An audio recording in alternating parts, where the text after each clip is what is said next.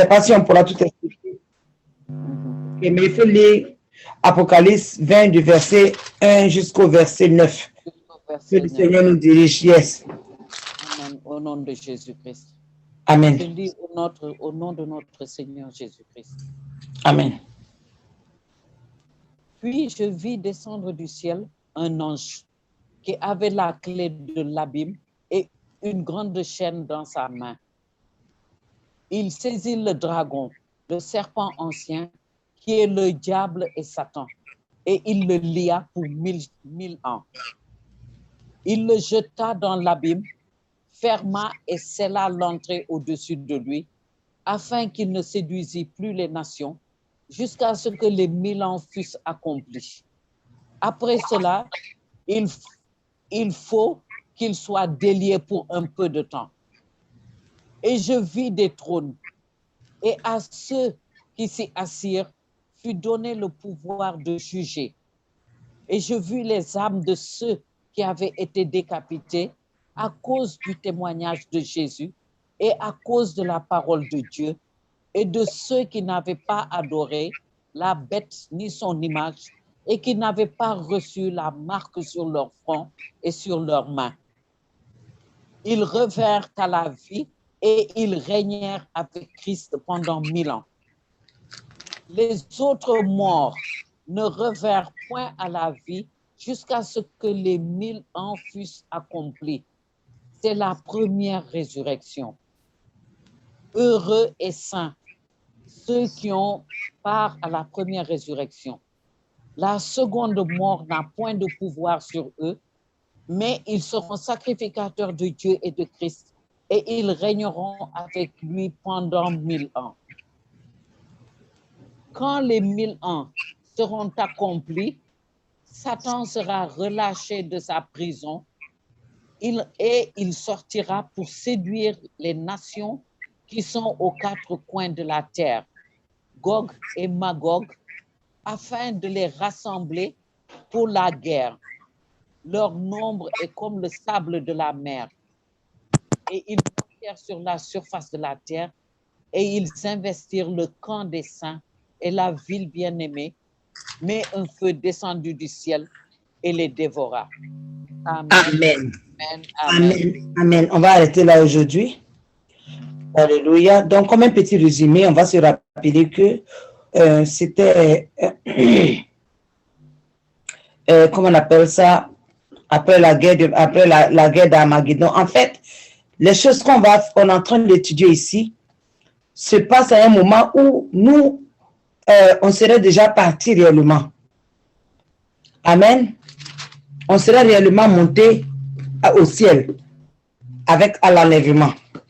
Donc, c'est des informations qu'on a besoin de connaître quand même pour nous encourager à nous préparer pour l'arrivée du Seigneur et à vouloir vraiment ne pas être là pendant ce moment. Parce que ce qui va se passer là, ce serait vraiment trop terrible. OK? Alors, donc, on va revenir à partir du verset 4. On va venir sur le verset 4 où on avait dit que... Bon, tu peux lire le verset 4, s'il te plaît, maman. Apocalypse 20, verset 4. Amen. Et je vis des trônes, et à ceux qui s'y assirent, il fut donné le pouvoir de juger. Et je vis les âmes de ceux qui avaient été décapités à cause du témoignage de Jésus et à cause de la parole de Dieu, et de ceux qui n'avaient pas adoré la bête ni son image, et qui n'avaient pas reçu la marque sur leur front et sur leurs mains. Ils revinrent à la vie et ils régnèrent avec Christ pendant 1000 ans. Amen. Amen, amen, amen. Alléluia. Donc ici on voit que Jean voit maintenant, il voit sur des trônes ceux qui vont exercer maintenant les fonctions de roi, des fonctions de juge, des prêtres. Il les voit aux côtés de Jésus-Christ de Nazareth, ceux qui vont jouer sur elle là, en ce moment-là. Et ce seraient les 144 000 co-héritiers. Et nous, on fera partie. Et on va régner pendant 1000 ans sur cette terre. Amen. La terre sera comme un petit paradis. pendant ce moment-là. Donc, selon ce passage, on voit maintenant que les âmes de ceux qui sont restés fidèles à Jésus sont revenus à la vie. Comprenons que c'est seulement quand on reste fidèle à Jésus qu'on va revenir à la vie. Ceux qui ne restent pas fidèles au Seigneur Jésus ne reviendront jamais à la vie. Vous voyez, les âmes des martyrs, oui, c'est ceux qui étaient restés fidèles à Jésus. Il y avait aussi des gens qui n'avaient pas accepté, de la messe de la bête, la marque de la bête, qui n'avaient pas adoré le Seigneur, qui n'avaient pas adoré leur Seigneur Satan, pas leur Seigneur, et qui n'avaient pas reçu, qui avaient refusé de recevoir la marque sur leur front et sur leurs mains. C'est ce que le verset là dit. Donc, comprenons que ce seront donc des revenants au corps glorieux. Ce sera nous. Je préfère parler en prophétie, je préfère prophétiser, parler de comme on parle de nous-mêmes. Donc, nous serons donc des revenants au corps glorieux. On sera pur et juste et on n'acceptera aucune forme de corruption. Donc, on va s'asseoir sur des trônes. Comme la parole de Dieu dit, on va s'asseoir sur des trônes et des pouvoirs vont nous être donnés pour pouvoir juger. Maintenant, qui est-ce qu'on va juger? Quelqu'un a-t-il une réponse? Qui est-ce qu'on va juger pendant cette période? Mais je suppose que ceux qui n'ont pas cru au Seigneur Jésus-Christ, ceux qui ne l'ont pas reçu aussi. Exactement. Bien sûr, ce sera eux. Sachant qu'à ce moment-là, la bête n'était plus là. Vous voyez, la bête n'était plus là, le faux prophète n'était plus là. Les autres qui le suivaient aussi n'étaient plus là. C'est pour cela que j'ai demandé qu'est-ce que? Parce que ce sera le reste de d'autres personnes qui n'étaient pas là à la guerre. Leur résidu dans ce monde. Ce qui va se passer. Donc, on va se rappeler d'abord que la bête, elle était pleine de noms blasphématoires. La bête, elle avait fait de fausses promesses aux humains sous l'impulsion de la corne arrogante qui était l'antéchrist. Et la bête avait prétendu pouvoir résoudre à tous les problèmes des hommes. Et on avait vu qu'à la fin, c'était un échec total. Tout ce qu'ils ont fait là, rien n'a marché. On va se rappeler aussi que ce sont les humains eux-mêmes. Les humains eux-mêmes, c'est-à-dire les États démocratiques, intellectuels, les institutions des droits de l'homme, c'est eux maintenant qui vont finalement mettre fin à la bête.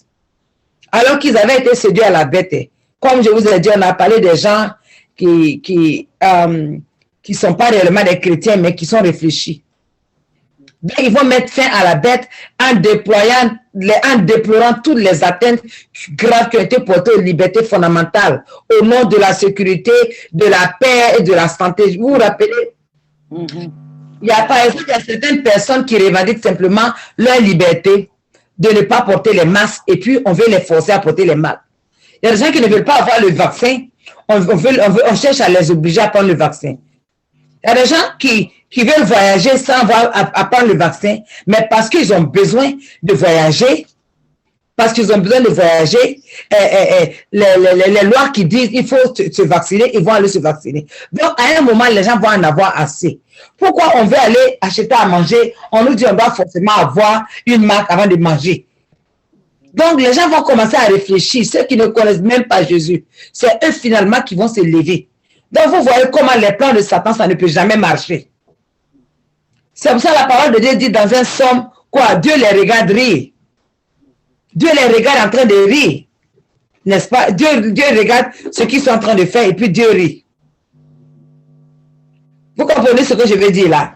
Oui. Dieu regarde ce qu'ils sont en train de faire et puis Dieu rit d'eux. Parce qu'il sait que ce qu'ils ont commencé là, Dieu connaît déjà la fin. N'est-ce pas? Dieu connaît déjà la fin. Combien d'êtres humains vont accepter qu'on les oblige comment on appelle ça, à prendre un vaccin qu'ils savent qu'ils n'ont pas besoin de prendre. Surtout avec l'intelligence qui est si développée maintenant. Quand le sida est venu, vous n'avez pas fait votre vaccin. Quand il y a eu la maladie en Afrique qui tuait les gens rapidement, là j'ai même oublié le nom. Ebola. Vous n'avez pas pensé de vaccin. Toutes sortes de maladies, vous n'avez pas pensé de vaccin, et puis maintenant, soudainement, avec Covid, non seulement il y a vaccin, mais ça devient obligatoire. C'est quoi? Donc, quand ils avaient préparé le vaccin. Voilà. On avait l'impression qu'ils avaient préparé même le vaccin avant la maladie. Voilà. Voilà. Effectivement, la personne s'est venue rapidement. Donc, les gens vont se dire, pourquoi nous obliger? Hein, on dit qu'on est dans un pays démocratique. On a décidé, on a voté le président est venu, tout ça là. Maintenant, le président veut nous imposer des choses, mais ça c'est une atteinte à la liberté, aux droits de l'homme, tout simplement. Donc, ces personnes-là, qui étaient même d'accord avec la bête, parce qu'il faisait des lois pour plaire à tout le monde, ces personnes-là vont commencer à réfléchir, vont dire, mais là, il y a quelque chose qui ne va pas. Et c'est ceux-là qui avaient fait tomber finalement la bête. Donc, voyons que après la guerre d'Armageddon, la bête et le faux prophète, eux, ils avaient déjà été jetés vivants. Rappelez-vous, vous avez été déjà jetés vivants dans les temps de feu. Et que leur armée aussi avait été jugée, condamnée, et que leur chair avait été donnée aux animaux. Maintenant, donc je reviens à la question. Qui reste-t-il donc pour être juge? Ce sont les gouvernements, mes frères et sœurs. Les gouvernements sont restés, on a pris la bête, on l'a mis en prison. On a pris le faux prophète, on l'a mis en prison. Tous ceux qui les supportaient, ils sont partis faire la guerre, les chefs guerriers et autres là, on les a mis en prison. Mais on n'a pas dit qu'ils ont touché aux politiques. On n'a pas dit qu'ils ont touché au gouvernement, ni aux ministres. Est-ce qu'eux, ils savaient la guerre? Non. Vous voyez, leur tête serait arrêtée et mis en prison, mais eux, et mis en prison, il y en a qui vont entrer dans les temps de feu, comme le faux prophète et puis la bête. Mais les autres qui sont là, les institutions là, il faut que Jésus vienne les abolir. Parce que quand ils viennent pour régner, quand on vient pour régner pendant 1000 ans, c'est pour renverser tout ce qui avait été établi. Vous comprenez ce que je veux dire? Oui, amen. Donc, ce sont les gouvernements et puis les institutions politiques de ce monde-là qui n'avaient pas encore été dissoutes. C'est sûr que pendant ce moment-là, elles seront affaiblies. Mais elles n'auront pas encore été jugées ni détruites, n'est-ce pas? Donc, effectivement, les nations vont avoir un court répit. Ils vont avoir un court répit. Puis tous les gouvernements vont être remplacés par le royaume messianique. Vous voyez, donc, même dans le monde, c'est pas ce qu'on fait. Quand un nouveau président vient, qu'est-ce qu'il fait? Les anciens, ils vont changer. Après, dans peu de temps, on leur donne simplement le temps de faire leur réorganisation, puis venir maintenant enlever tous les anciens là, tous ceux qui étaient fidèles à l'ancien président, et puis ils viennent prendre la place. Donc, c'est la même chose. Le monde entier ici, tout ce qu'ils font là, c'est par rapport à ce qu'ils savent qui se passe dans le ciel. C'est par rapport à ce qu'ils savent que Dieu a écrit, qui a été prévu. C'est tout. Donc maintenant, si vous lisez, bon, vous pouvez lire ça après dans Daniel 7, verset 13-14, ça va vous expliquer cela. Maintenant, quand la parole dit qu'ils vont régner avec Christ pendant 1000 ans, qu'est-ce que ça signifie? Jésus-Christ et ses 144 000 cohéritiers ont reçu la mission de rétablir la souveraineté universelle de Dieu, n'est-ce pas? Yes. Avec qui ils sont totalement soumis à Dieu. Donc maintenant, les fidèles cohéritiers de Christ auront la mission de représenter Dieu de l'univers dans ce monde-là. Donc, ils ne sont pas là pour représenter un président. Ils ne sont pas là pour représenter un ministre, mais ils sont là cette fois-ci pour représenter Dieu même. Et donc, ces gens-là, sachant qu'ils ont une connaissance parfaite des humains dans tous les domaines. Pourquoi? Parce qu'eux-mêmes, ils étaient partis, ils sont allés s'entraîner, ils sont revenus, et puis avant cela, ils avaient vécu, donc ils connaissaient comment les êtres humains pensent. Ils connaissent la fausseté du cœur humain. Vous voyez? Donc, que ce soit sur le plan physique, le plan psychologique, mental, spirituel ou même émotionnel, ces gens-là, ils ont une connaissance parfaite de l'histoire des humains. Ils connaissent les difficultés des humains, ils connaissent nos luttes, ils connaissent les souffrances des êtres humains, leurs différences, leurs progrès technologiques, tout ce que le monde a fait pendant les 6000 ans depuis que Adam et Ève ont été créés. Ceux-là, ils connaissent ça. Vous êtes d'accord avec moi? Amen. Oui. Amen. Et donc, oui, parce que ils ont pu, pendant 2000 ans, depuis que Jésus est venu, ils ont pu observer avec tous les anges comment la grande question de la souveraineté divine se dénoue. Je vous ai parlé de cette grande question qui dit, qui faut-il choisir? Qui doit-il diriger le monde? Est-ce que les êtres humains peuvent s'en sortir sans Jésus? Ou bien est-ce que les êtres humains, est-ce que Satan seul peut les diriger? C'est ça qui est la grande question. Chaque fois que je parle de la grande question de la souveraineté divine, c'est ce que ça signifie. Donc pendant 2000 ans, ils se sont assis, les anges se sont assis pour observer. Ils ont vu Jésus est venu, Jésus a fait ce qu'il avait à faire, ils ont tué Jésus, Jésus est monté. Ils disent, ok, comme ils l'ont chassé, attendons, on va voir s'ils sont capables de se diriger eux-mêmes. Il n'y a pas de problème.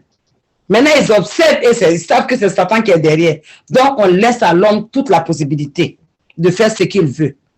Donc, vous savez, c'est la même chose avec nos enfants. Souvent nos enfants pensent qu'ils sont plus intelligents.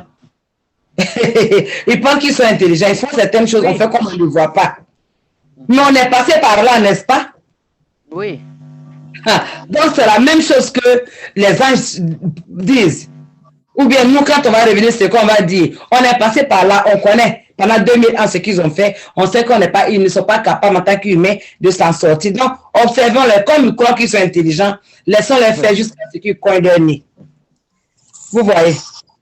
Donc, et puis ils ont aussi pu voir comment les puissants et les structures gouvernementales, sociales, économiques de ce monde-là, sous l'influence de Satan et de ses démons, ont agi. Donc, tout ça là, ils ont observé.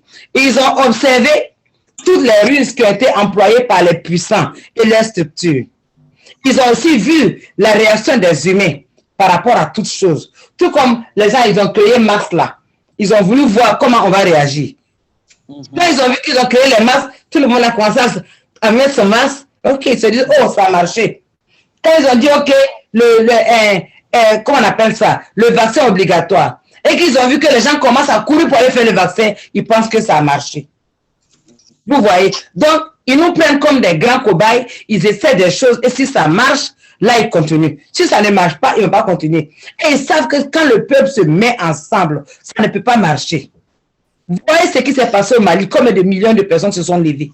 Quand le peuple se met ensemble réellement, il n'y a pas un seul gouvernement qui peut faire quelque chose.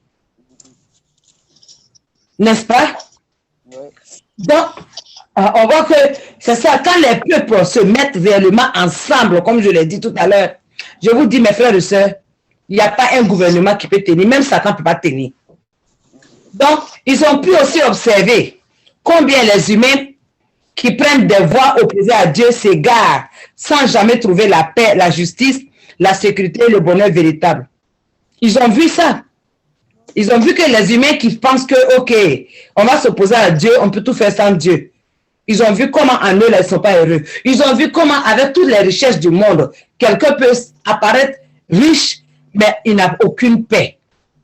Vous voyez, tout ça là, les anges voient. Et nous qui aurions vécu dans ce monde, qui serions partis et revenus, tout ça là, on connaîtra. Donc, quand les gens seraient en train de faire leurs bêtises, on connaît déjà la fin. Tu vois, mais quand on va leur parler, comme Jésus est en train de parler aux gens, et puis les gens n'écoutent pas, il est obligé de s'asseoir pour les regarder.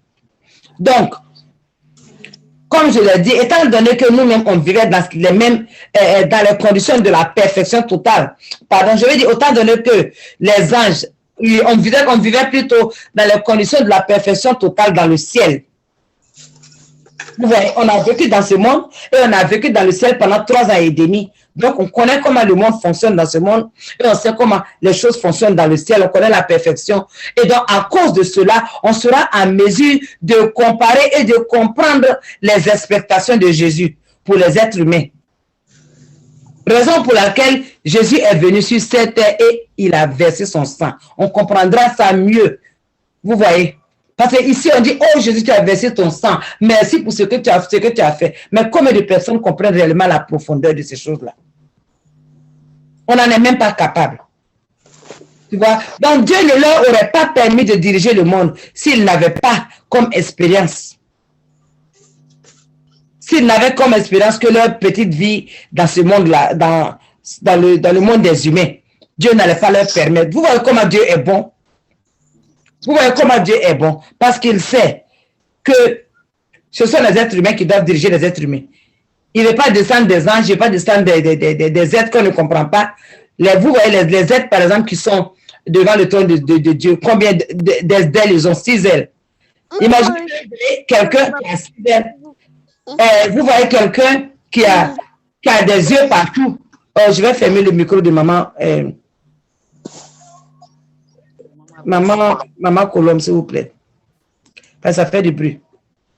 Imaginez que Dieu dit qu'il va envoyer les anges qui sont devant son trône, qui ont des yeux partout et qui ont des ailes partout. Pour leur dire, non, qu'à venir nous diriger, qui va accepter? Qui va les voir? Puis ils vont croire que c'est de Dieu, ça vient. Les gens vont avoir peur, n'est-ce pas? Oui, ils vont commencer à les fuir. Ils vont commencer à les fuir. Donc, Dieu dans sa souveraineté. Déjà qu'ils n'auront pas la même taille que nous. Il y en a qui sont plus grands que des buildings de 100 étages. Il y a des anges qui sont plus grands que des buildings de 100 étages. Je vous dis que moi, j'ai vu ça, mais dans le rêve. Il était grand, au moins 2 fois dans ma vie, j'ai vu ça. En haut, dans un building qui va presque dans le ciel. Mais l'homme là, il marchait comme un être humain. Du coup, il a tourné, puis il a commencé à devenir grand, jusqu'à... Il m'a atteint. Moi, j'étais en haut et je voulais descendre. Parce que les gens cherchaient à écraser pour faire tomber. Il y avait un grand ange aussi qui était venu avec un marteau qui cherchait à écraser, à faire tomber comment on appelle ça? Le building. Et c'est un petit homme qui marchait comme un homme que de l'endroit où j'étais, je pouvais le voir marcher. Et quand il a tourné là, c'est lui qui a pu se lever pour... jusqu'en haut là-bas, il est devenu grand, et puis il m'a pris pour me descendre. Alors que les hommes étaient venus, ils n'avaient pas pu faire. Il y avait des sapeurs-pompiers, ils ont mis leur truc long là, ça ne pouvait pas atteindre. Leurs échelles. Oui, donc je vous dis que notre Dieu là, il est puissant. Les êtres qui sont au ciel, ce n'est pas les êtres qui sont ici. Si Dieu envoie un seul ange même qui est comme un homme mais qui est grand pour nous diriger, tout le monde va fuir. Donc il va prendre des êtres humains qui ont vécu un nombre de temps dans ce monde, qui ont vu comment le monde fonctionne et tout. Il va les amener au ciel pour voir comment le ciel fonctionne. Et donc, ils ont la connaissance d'ici et de là-bas. Et puis, c'est eux qui vont amener en tant qu'être humain dans une forme qui ne se détruit pas, une forme invincible, une forme incorruptible pour venir nous diriger. Notre Dieu, là, il est bon. Donc, en tant que représentant de Dieu, ayant la mission de rétablir la souveraineté universelle de Dieu dans ce monde, il est absolument primordial que ceux-là, ils observent chaque événement et comprennent tout ce qui se passe sur la terre. C'est pour cela que Dieu n'a pas fait descendre des gens qui ne connaissent pas ce qui se passe, ce qui se passe dans ce monde et qui ne les ont pas expérimentés. Donc, ces gens-là, ils sont en mesure de diriger les humains avec une connaissance, une compréhension et un discernement parfait. Ils sauront comment utiliser de manière optimale la grande puissance dont eux-mêmes ils disposent et qui est équivalente à celle de Jésus-Christ. Mes frères et sœurs, ce sera nous. Quand je dis il là, c'est nous. On aura la même puissance que Jésus quand on va descendre pour diriger le monde. Donc, on peut donc mettre notre confiance totale sur ces futurs dirigeants-là. Ils seront parfaitement préparés pour diriger la terre avec une connaissance et une compréhension et avec une justice parfaite. La justice que nous on cherche dans ce monde qu'on ne voit pas là, ça va arriver. Parce que c'est ce que Dieu a écrit. Amen. La justice de Dieu. Amen. Maman, on peut lire maintenant le verset 5. À moins que quelqu'un ait quelque chose à dire ou bien une question sur ce qu'on vient d'expliquer. Amen. Verset 5. Je lis au nom de Jésus-Christ. Amen. Les autres morts ne revinrent point à la vie jusqu'à ce que les 1000 ans fussent accomplis. C'est la première résurrection. Amen. Alléluia. C'est la première résurrection. Donc, ces morts-là qu'on appelle les autres morts, ils vont revenir à la vie après les 1000 ans de règne messianique. Après que, écoutons bien cela, hein, parce que quand on va arriver au verset 6, il y a une petite confusion. Je vous demande vraiment de faire attention à ce qu'on va dire ici. Parce que je voudrais que vous voyez ce que je dis là. On va discuter ensemble si on peut trouver la solution. Prenez votre Bible, s'il vous plaît. Apocalypse, verset 5 et 6. on a vu que les autres morts vont revenir après les 1000 ans. Quand nous, on va partir, la Bible n'a même pas dit que nous, on va partir. On n'est pas parti, on est là. Mais pendant ces 1000 ans-là, les autres, après ces 1000 ans, on a dit qu'il y a d'autres morts qui vont revenir à la vie. Donc, selon ce verset, il y aura donc la première résurrection après les 1000 ans de règne de Jésus-Christ, n'est-ce pas? La première résurrection aura lieu après les 1000 ans de règne de Jésus. Ce sont seulement les co-héritiers du Christ qui bénéficient de la première résurrection. Vous savez ça? Et ils sont revêtus d'immortalité et ne connaîtront jamais la seconde mort. Ce que la Bible dit. Les autres morts ne reviendront point à la vie jusqu'à ce que les 1000 ans soient accomplis. C'est la première résurrection. Et le verset 6 dit, heureux les saints, heureux et saints, ceux qui ont part à la première résurrection, n'est-ce pas? La seconde mort n'a point de pouvoir sur eux. Donc, ça veut dire que ceux qui vont renaître encore à la première résurrection, ce sera ces autres morts-là. Ce seront tous saints. Amen. Vous êtes d'accord avec ça, non? Ah. Donc, ce sont seulement les qualités de... Comment? Donc, si je comprends bien, après l'enlèvement, ceux qui vont être enlevés, ce sont eux qui vont venir pour régner avec Christ pendant 1000 ans. Amen, oui. Bon. Et ensuite, maintenant, c'est après ces 1000 ans qu'il y aura la première résurrection. C'est ce que la Bible dit. Ouais. Il y aura la première résurrection parce que vous savez, bon, allons pas à pas. Et la première résurrection, c'est la résurrection des saints. Donc, ça fait que je suis en train de me demander, de qui s'agit-il? Puisque pendant les 3 ans et demi, la parole de Dieu ne dit pas que quelqu'un va mourir. Vous voyez?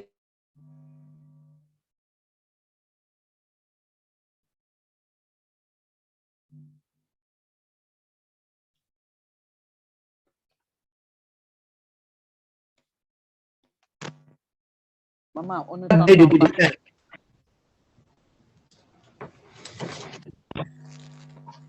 C'était encore mon ordinateur. Donc, comment leur résurrection va se passer? La Bible ne nous dit rien par rapport à cela. Mais on va voir.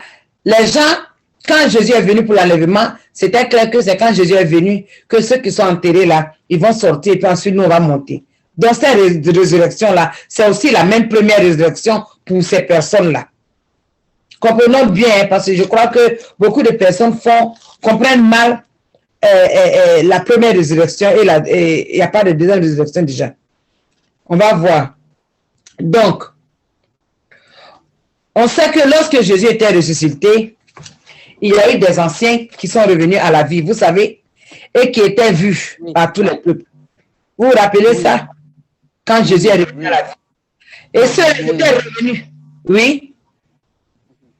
Et, non, ce que je demande, c'est parce qu'il y en a qui expliquent que pour l'enlèvement, il y aura, ils expliquent comme s'il y aura des vivants et les morts vont se lever aussi pour monter. C'est pour ça que je demande. Non, c'est la vérité. La Bible dit que c'est les morts qui vont monter d'abord. Ah. Quand Jésus va venir en haut, lui ne va pas descendre. Il sera dans le ciel. Il vient pour nous. Il vient comme un aimant pour attirer tous ceux qui sont dans la sainteté. Donc, ceux qui sont morts dans la sainteté, c'est eux qui vont se lever d'abord. Maintenant, nous qui sommes encore vivants, s'il arrive maintenant, nous sommes saints, on va monter. Il sera là comme un aimant. Ce n'est pas comme s'il va descendre dans le monde pour nous voir, pour nous prendre. Donc imaginez cela. Je vais vous raconter une histoire. On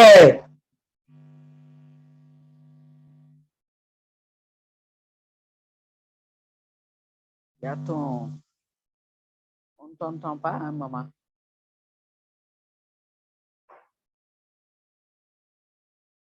Pour aller à la maison. Et puis elle donnait à des gens, ou bien peut-être qu'elle vendait. En tout cas, elle prenait le coton de l'hôpital. Vous voyez comment souvent, quand tu travailles quelque part, tu prends leurs bics, tu prends leurs choses, tu les donnes aux gens simplement là. Et donc, c'est ce qu'elle faisait, mais elle vivait une vie de sainteté devant le Seigneur. Et cette femme-là, un jour, elle a fait un rêve.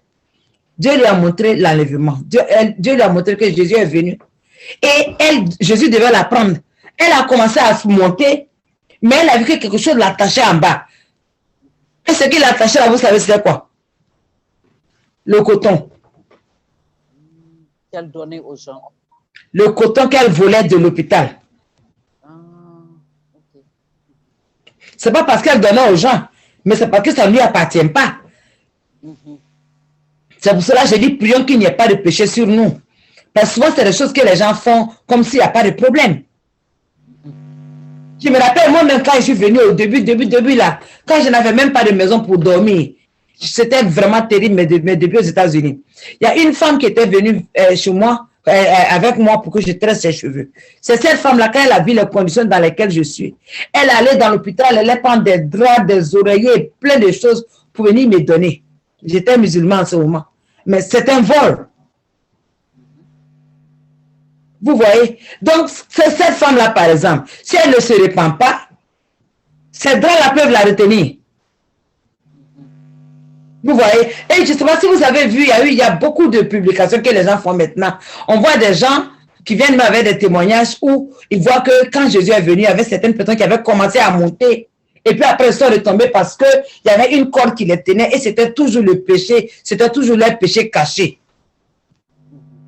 qui les retenait. Donc Jésus ne va pas descendre. Peut-être que si Jésus descendait, on pourrait lui demander pardon, il va nous voir et puis il va nous aider à nous débarrasser des choses et puis il va nous prendre. Non, il sera en haut.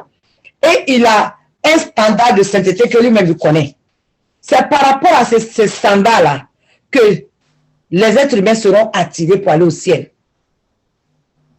Vous voyez? Mais les morts, là, eux vont aller d'abord. Et ensuite, nous, on va monter. Donc, la personne qui t'a dit ça a dit la vérité. Donc, on va continuer. On va continuer. Je disais que on sait que lorsque Jésus-Christ était ressuscité, il y avait des anciens qui étaient venus à la vie.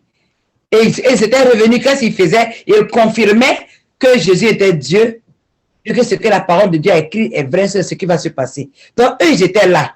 Maintenant, lorsque Jésus est parti là, ces gens-là, est-ce que la Bible a dit que ces gens-là, ils sont montés avec lui? La Bible n'a pas dit non plus qu'ils étaient combien. Donc, on sait aussi qu'à l'enlèvement, les morts en Christ ressusciteront et vont monter les premiers, comme je t'expliquais, j'expliquais tout à l'heure là.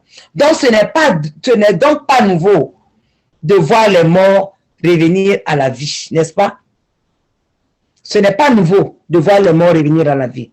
Donc, on peut donc dire que la première résurrection, c'est la résurrection des morts en Christ.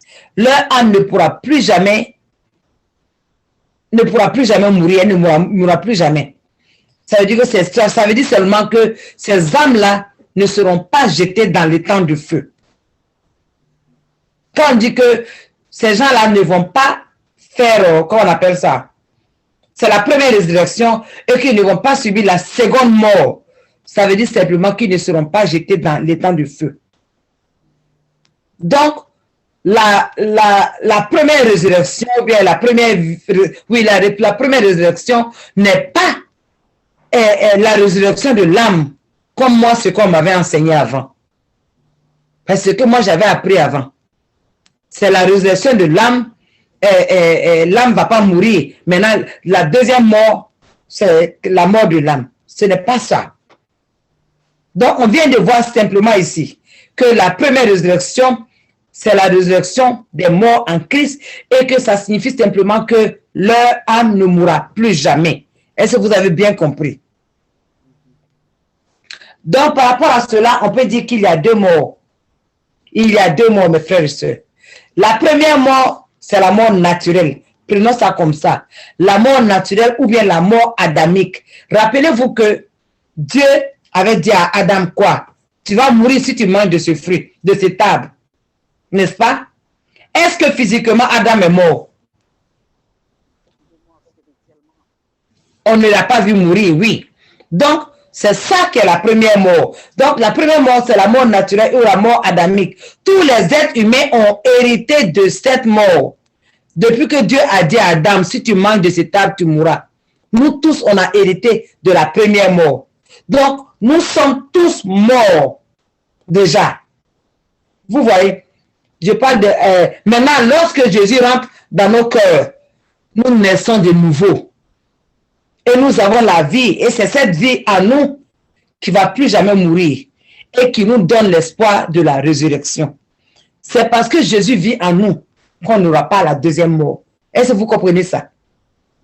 Donc, ceux qui n'ont jamais connu Jésus, ils ont toujours leur nature adamique. Donc, c'est eux qui vont mourir. Même si nous, on croit qu'ils sont morts une seule fois.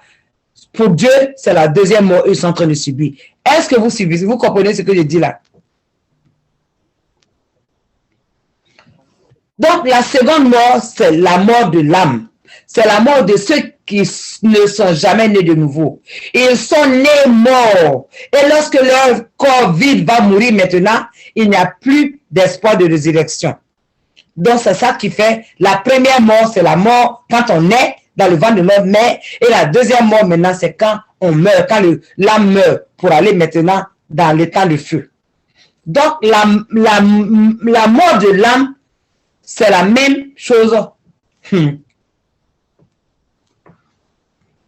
que vivre éternellement dans le tourment. En fait, c'est une mort éternelle. Elle n'offre aucun espoir de résurrection et elle est associée à l'état de feu et de souffle et elle résulte d'une condamnation directe de Jésus-Christ de Nazareth. Voilà que la parole de Dieu dit. Celui qui blasphème contre le Saint-Esprit ne sera jamais pardonné. Et je ne sais pas si je vous ai déjà dit qu'en tout cas pour moi, blasphémer contre le Saint-Esprit, c'est refuser Jésus. Celui qui refuse de Jésus, la personne s'en va tout simplement en enfer. Et cette personne-là est déjà morte 2 fois quand elle va mourir, quand son corps va mourir. N'est-ce pas? Donc, j'espère qu'on a bien compris, hein, parce que ça, là, c'est important. On peut aussi déduire qu'il y a 2 résurrections. D'abord, il y a la résurrection du chrétien, qui est pour vivre éternellement avec Dieu. Et il y a aussi la résurrection de l'impie, qui vient pour vivre éternellement dans les tourments, dans le feu. Et donc, dans les 2 cas, nous voyons que l'âme ne meurt jamais. N'est-ce pas? Donc, quand je dis la mort de l'âme, c'est l'âme dans le feu. Donc, ma soeur, mon frère, où est-ce que tu vas passer l'éternité? Ou bien ton âme va aller avec Dieu, ou bien ton âme va aller avec Satan dans le feu. Et je ne parle même pas du feu de l'enfer.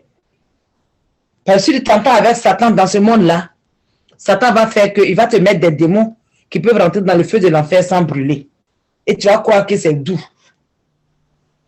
Mais, si tu ne t'entends pas avec Satan, c'est là qu'en tant qu'être humain cher, le feu de l'enfer va te brûler. Le feu qui détruit les démons et les êtres humains, c'est le feu dont le Seigneur Jésus a parlé, c'est l'étang de feu. C'est pour ça qu'il a dit, ne craignez pas l'homme, craignez plutôt celui qui peut tuer le corps et envoyer l'âme encore dans l'étang de feu. Est-ce qu'on a compris bien cette partie-là? Essayons de vivre une vie sans péché. Demandons pardon au Seigneur Jésus tous les jours. Amen. J'espère qu'on a bien compris cette partie. Si quelqu'un a une question, vous pouvez poser la question ou bien écrire.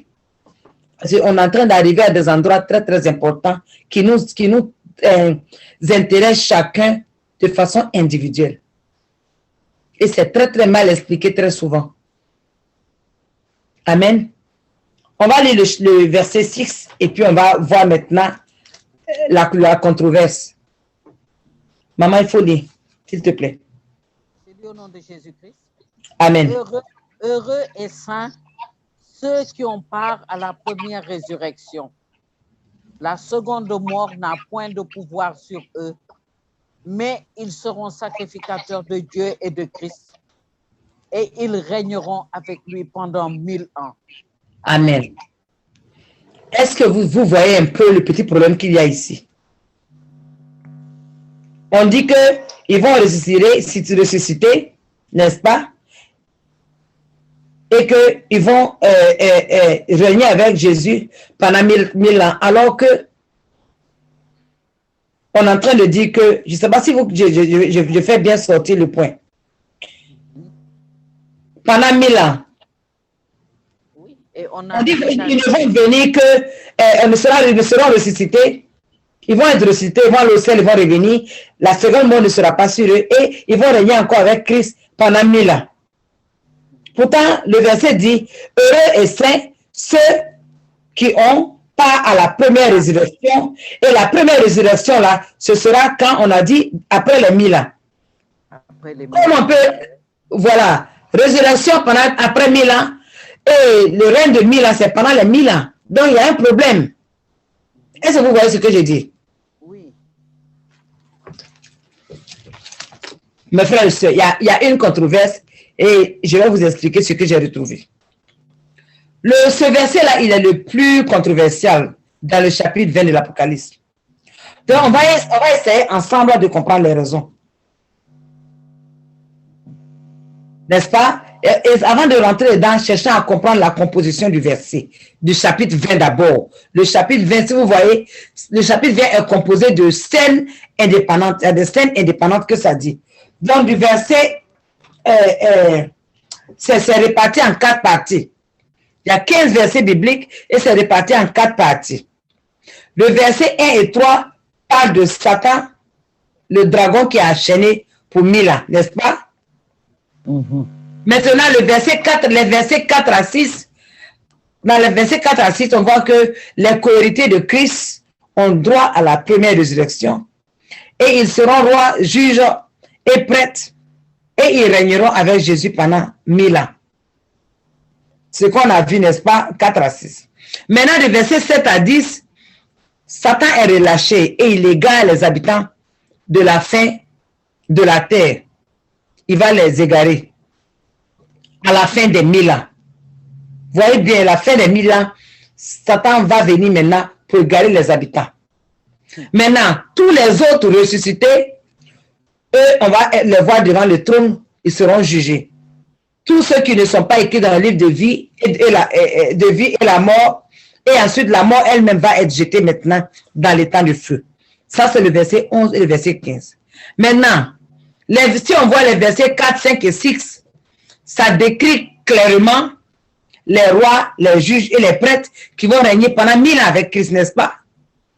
Donc, ces fidèles chrétiens-là, ils ont montré leur fidélité jusqu'à la mort, souvent en martyr, et ont bénéficié de la première résurrection. Ils sont déjà présents aux côtés de Dieu, de Jésus, dès le début du règne millénaire, n'est-ce pas? Ils sont déjà là. Ce que ça signifie. Maintenant, la première partie du verset 5, on parle des autres morts. C'est-à-dire que les autres morts ne reviennent point à la vie jusqu'à ce que les 1000 ans soient accomplis. N'est-ce pas? Pourtant, on dit qu'ils sont déjà là en train de diriger avec Jésus. Donc, mais si vous savez, si l'Esprit de Dieu parle à quelqu'un, dites-moi, peut-être que c'est moi qui n'ai pas bien compris. Amen. Donc, ce verset-là est contradictoire avec le texte. Et ça ne paraît même pas. Et vous savez qu'il y a dans certaines versions de la Bible, ce verset n'existe pas. Oui, dans certains versets, ça n'existe pas. Et il y a des versets, c'est pour cela, dans certaines Bibles, vous allez voir, on met certains versets bibliques en crochet. Quand on met en crochet, ça veut dire que ça ne fait pas partie des premières versions, des premières traductions de la Bible. Donc, c'est des choses que certaines personnes ont dû ajouter. On va continuer. Donc, ces crochets-là, quand on met les crochets, c'est pour indiquer au lecteur qu'un mot ou bien un passage est absent de certains manuscrits. En général, quand c'est absent, là, c'est absent des meilleurs manuscrits. Parce que les textes en crochet sont des mots qui ne figurent pas dans l'original. Mais ça a été rajouté à cause des exigences souvent de la langue française ou bien à cause des mots qui correspondent à des passages qui ne se trouvent pas dans certains manuscrits. Vous voyez comment faire la transcription des choses, l'interprétation, ce n'est pas toujours facile. Ce n'est pas toujours facile. Moi, je vois cela parce que vous voyez, j'aime tout le temps taper, j'aime tout interpréter les choses en français et en anglais. Ce n'est vraiment pas toujours facile. Ça fait que soit on ajoute un peu, ou bien on enlève un peu. C'est pour cela que je dis aux gens, faites attention aux nouvelles versions de la Bible. Les nouvelles versions de la Bible, faites beaucoup attention. Amen. Regardez cette partie très importante, ça a été mis et c'est contradictoire et ils n'ont pas bien expliqué. Ils n'ont pas donné d'autres explications. Donc, celui qui ne connaît pas, il va lire ça, il va dire, mais la Bible est mélangée, hein, ça là, c'est pas possible. Comme on peut dire à des gens qui sont déjà là en train de régner, on va dire que ces gens-là encore, après les 1000, ils vont ressusciter. Ou bien ça n'a pas été écrit en ordre. La Bible n'a pas écrit en ordre. Exactement. Souvent, c'est ça aussi. Mais la Bible est vraie.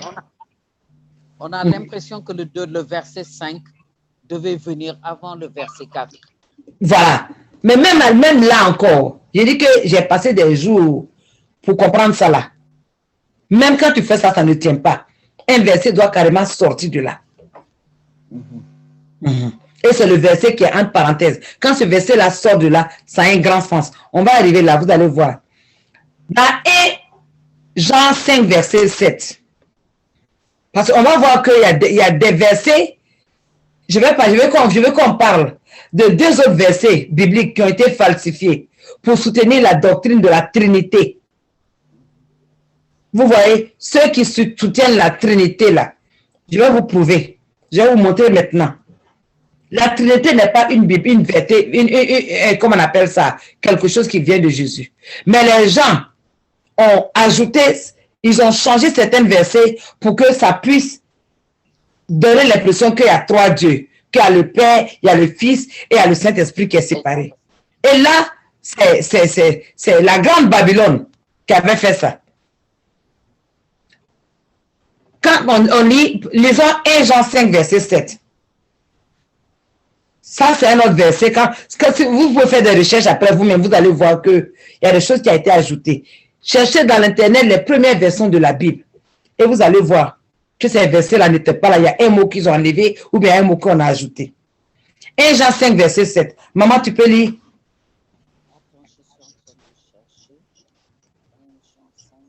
Je ne suis pas sûr qu'on pourrait finir l'explication. Il y a 1 Jean 5, verset 7.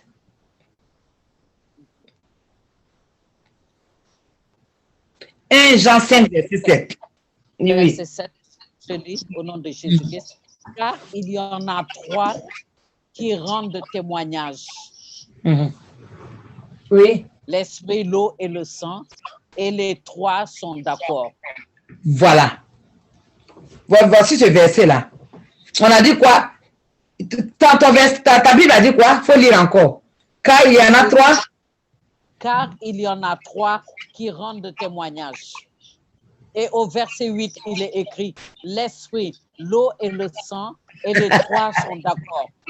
Maman, ma version dit, car il y en a 3 qui rendent témoignage dans le ciel. Voilà. Voilà, Dieu, on est en train de voir ça directement ici. Dans la partie dans le ciel, là, par exemple, ça veut dire quoi? Pourquoi je dois ajouter ça? Donc, eux, ils disent, il y en a 3 dans le ciel. Donc, automatiquement, on se dit que dans le ciel, il y en a 3. Il y a le Père, le Fils et le Saint-Esprit. Alors que la Bible dit normalement, tout simplement, il y en a 3 qui rendent témoignage. Le Père, le Fils, le Père, la parole et le Saint-Esprit. Et on dit, ils sont un. Mais quand on dit que c'est dans le ciel, automatiquement, dans ton esprit, tu passes à 3. Oui, qui sont séparés. Qui sont séparés. C'était pour que les gens croient à la Trinité. Donc, le Père, la parole et le Saint-Esprit, on dit, et ces 3-là sont un. Vous voyez? Yes. Il y a quelque chose qu'on appelle coma joannique. Coma joannique. Et ce coma, ce qu'on appelle coma joannique là, c'est quelque chose qui est censé appuyer la doctrine de la Trinité. Et ça n'existe pas dans les plus anciens textes grecs des Écritures qui sont inspirés de Dieu. C'est pas possible. La version originale dit ils sont 3 à rendre témoignage. Un point, c'est tout. Maintenant, il faut prendre maintenant 1 Timothée 3, verset 16. Il y a encore là un problème. Quelque chose a été ajouté. 1 Timothée 3, verset 16.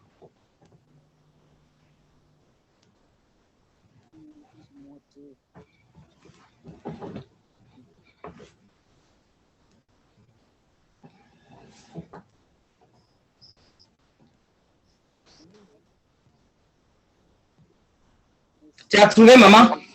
Si 1 quelqu'un Timothée 3, trouve verset avant 16. moi, si quelqu'un trouve avant moi, Bon, moi j'ai trouvé, je peux lire.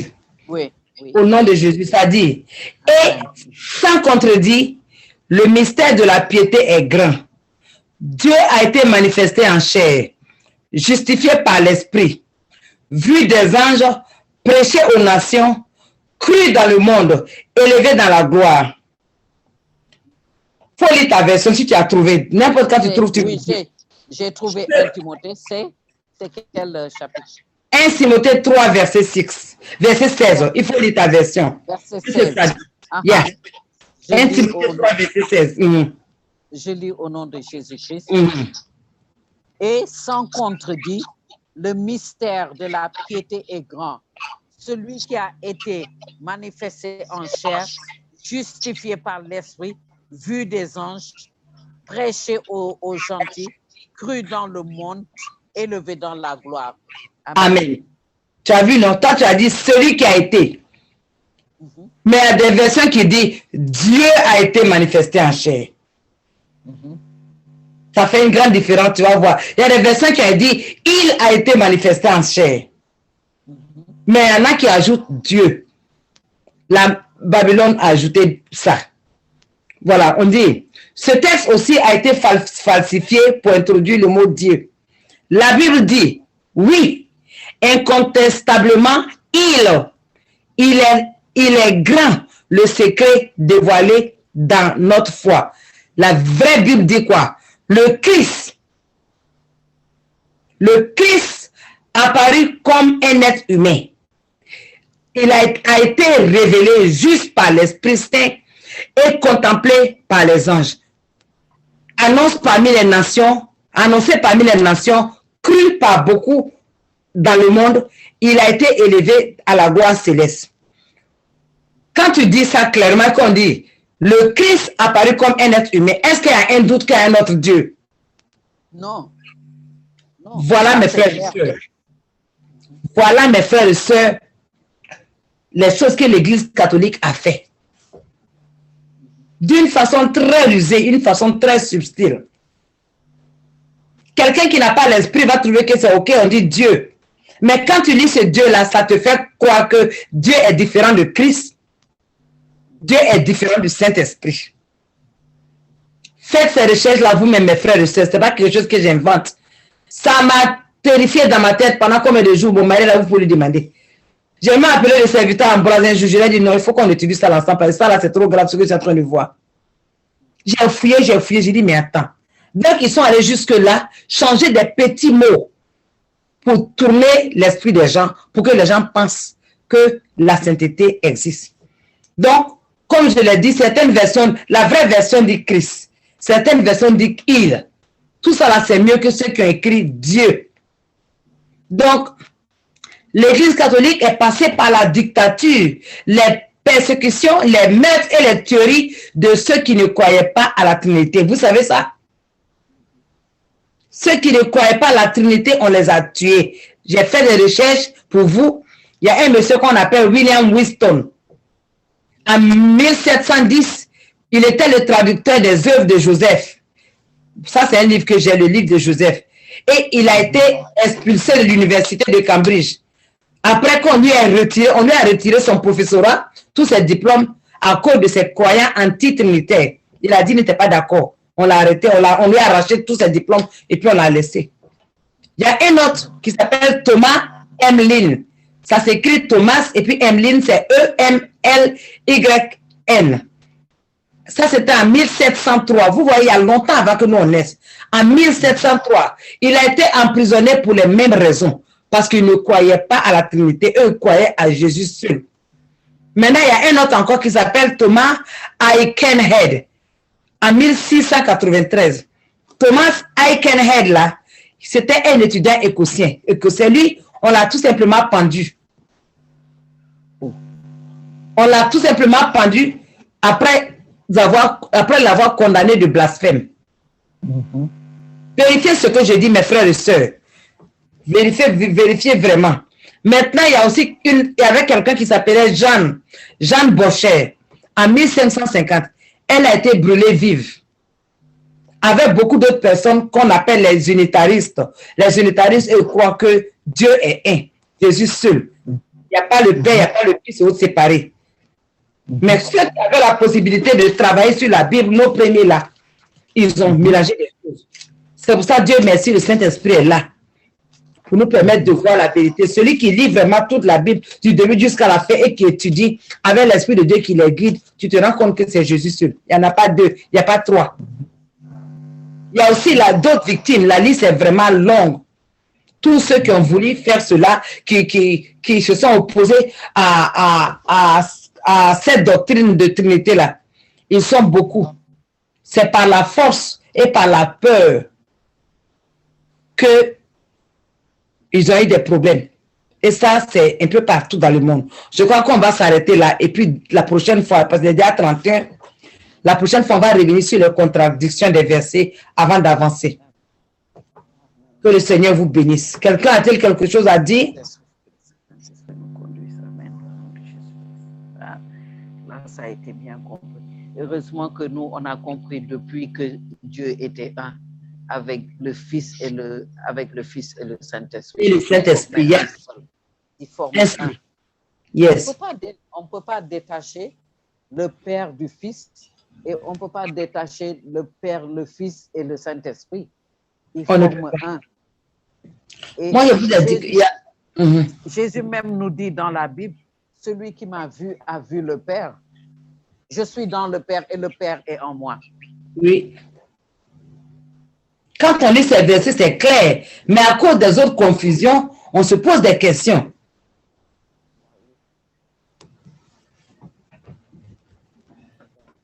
Moi, je vous ai dit que moi, dans mon cas, ça a été simple. J'étais dans une église comme ça, je ne comprenais pas. J'ai dit, mais attends.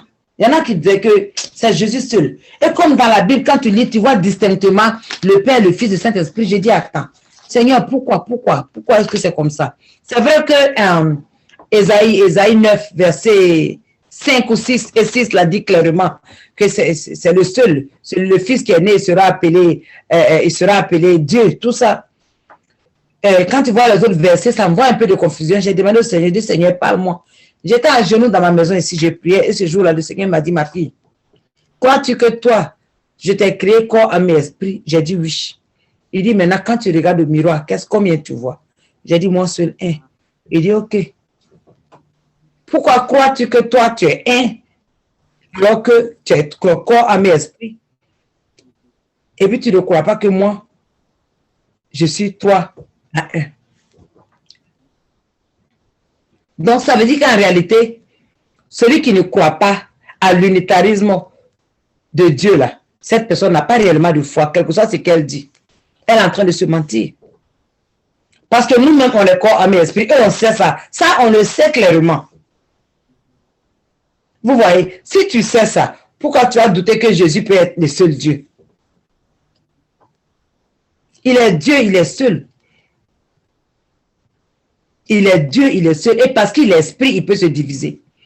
Est-ce que vous n'avez pas déjà vu les esprits qui sont dans 1000 places à la fois? S'il ne peut pas se diviser, comment il peut être dans tant de personnes? Comment le Saint-Esprit peut rentrer dans plusieurs personnes au même moment? Voilà. C'est parce qu'il est esprit. Donc, comprenez, il a choisi d'être trois parce qu'il voulait que nous-mêmes, il voulait qu'on puisse se reconnaître en lui. Il nous a créé à son image, on est trois, lui il est trois, on doit être trois. Mais il pouvait être 10 000, il pouvait être 100 000. Mais il a choisi à cause de son amour pour nous, pour qu'on n'ait pas de doute, qu'il nous a créé à son image et à sa ressemblance. Cependant, l'ennemi vient chercher à mélanger cela. Oui. Vraiment, soyez bénis. Dans la Bible, il est écrit que Dieu nous a créés à son image. Oui. Âme et esprit. Oui. Donc, il est trois en un. Yes. Comme Dieu est trois en un. Yeah. Et vous voyez, il y a des choses qu'on ne peut pas expliquer. Moi, j'ai lu le témoignage de quelqu'un, une histoire vraie. Un monsieur qui était dans sa ville en train il prêche. Et puis, il commence à recevoir des messages où des gens commencent à lui écrire pour dire vraiment, le message que tu as fait dans telle année, à tel jour là, c'était vraiment merveilleux. Vraiment, ce que tu as fait là, on a vraiment aimé. Beaucoup de personnes ont été sauvées. Le monsieur, de quoi tu parles? Ils disent, oui, mais tu as fait ça ici, tu étais là, on t'a reçu à l'aéroport, on a fait tout. Le monsieur dit, moi, je ne suis jamais allé dans votre pays là. Je ne suis jamais allé. Ils disent, mais te voilà, ils prennent même les photos pour lui envoyer. Alors que lui-même il ne s'est jamais déplacé pour aller là-bas. Dieu peut te diviser en autant de parties qu'il veut pour te mettre quelque part pour faire son travail. Oh, Dieu est puissant. Et ce n'est pas le seul truc que j'ai là, ce n'est pas le seul témoignage de ce genre que moi j'ai vu. On lui a envoyé toutes les preuves qu'il était là-bas, les gens qu'il a sauvés, les gens pour qui il a prié, les morts qui sont devenus à la vie à cause de lui. Mais il était étonné. Donc, n'essayons pas d'expliquer sur quelque chose qu'on ne peut pas expliquer. La Bible dit qu'il est 3 à 1. On n'a qu'à accepter qu'il est 3 à 1. Un point, c'est tout. Ça va nous rendre notre vie plus facile. Au lieu de chercher à prier pour chercher Dieu le Père ici, en train de chercher le Fils après. Quand tu vas parler au Père, tu vas lui dire quoi? Qu'il sera séparé de ce que tu vas dire au Fils. Maintenant, quand tu vas parler à l'Esprit, tu vas lui dire quoi? Je vous dis, c'est tellement de complications. C'est trop de complications. Il y a des gens qui vont vous dire, quand tu parles à l'Esprit de Dieu, voici le genre de sujet que tu dois lui dire. À cause du caractère de l'Esprit de Dieu, voilà comment tu dois faire. Maintenant, le caractère du Père, voilà, c'est comme ça, il est. Et lui, il ne pardonne pas, donc il faut faire attention. Maintenant, le caractère de Jésus, comme lui, il a versé son sang, il faut aller vers lui. Quand tu sais que tu as péché, je dis, attends, c'est quoi tout ça là? C'est quoi tout ça là? Nous-mêmes, on est 3 à 1, acceptons cela. Si on n'accepte pas que Jésus est 3 à 1, c'est qu'on n'accepte même pas notre propre vie. Soyez bénis. Maman Denise, pourrais-tu prier pour couvrir, pour finir la prière d'aujourd'hui? Amen. Au nom de Jésus. Amen. Père éternel, Dieu de gloire et de miséricorde, Papa, nous te disons merci. Merci pour ta parole que tu as mis dans notre cœur. Merci de nous édifier, Papa. Merci de prendre le contrôle sur nos esprits. Au nom puissant de Jésus, Père, prépare-nous entièrement, que nous te soyons soumis, que nos esprits te soient soumis, en esprit, en corps et en âme, que nous puissions être soumis, que tu puisses nous trouver parfaits, agréables, vraiment, pour ton moment, au moment de l'enlèvement. Papa, aide-nous par la puissance de ton Esprit Saint. Aide-nous, écarte-nous de tout ce qui pourrait nous emmener dans le feu de l'enfer.